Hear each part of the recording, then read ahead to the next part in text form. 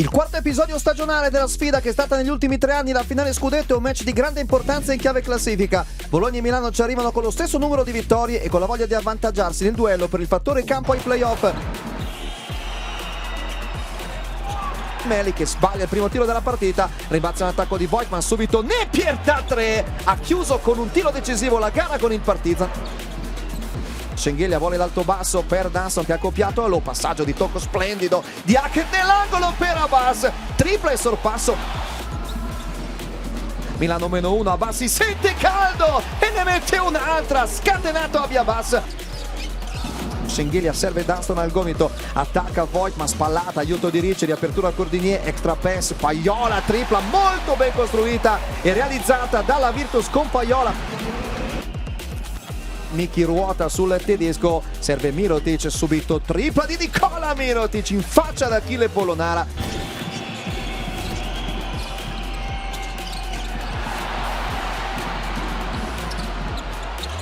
Ancora in transizione Marco Bellinelli sulla palla persa di Abbas Napier. Bellinelli finta, salta Devon Hall, poi tripla in step back, adesso ancora più caldo Bellinelli ulteriormente. Tiene molto ferma la palla Napier, poi arma la mano di Voigtman dall'angolo per la tripla.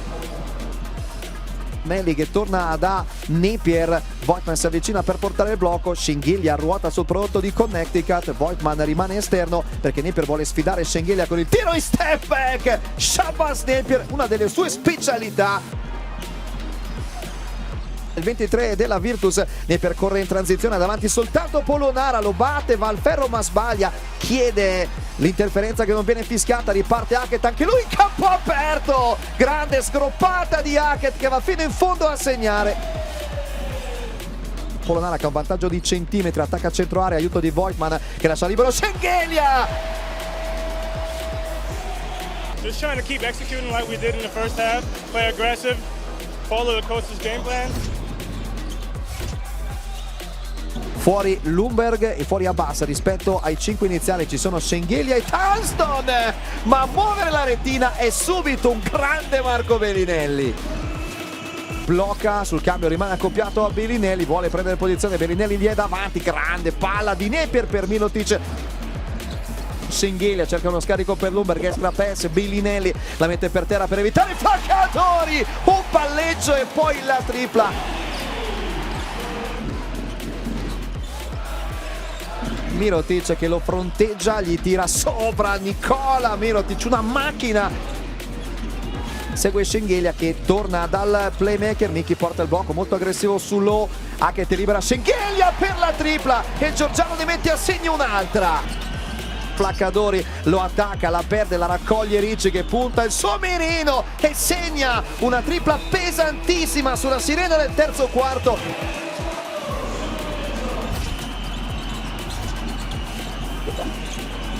Scambio Napier, tripla dall'angolo di Abbas Napier.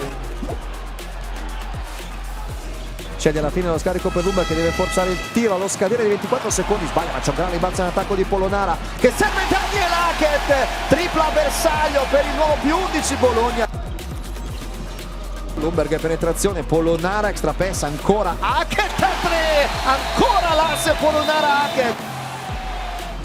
3 contro 3, si spazia Hall, capisce Mirotic che non ci sono i numeri, poi però arriva Voigtman in più a rimorchio, grande palla di Napier, -6 e a 7 Milano. Lundberg palleggia, va a cercare Abbas contro Napier con 3 secondi, Abbas deve tirare, lo fa in fade away, Abi Abbas fa esplodere la Segafredo Arena. Schengelia si sposta, Lundberg attacca l'area, lei a Pancino, 5 consecutivi di Lundberg.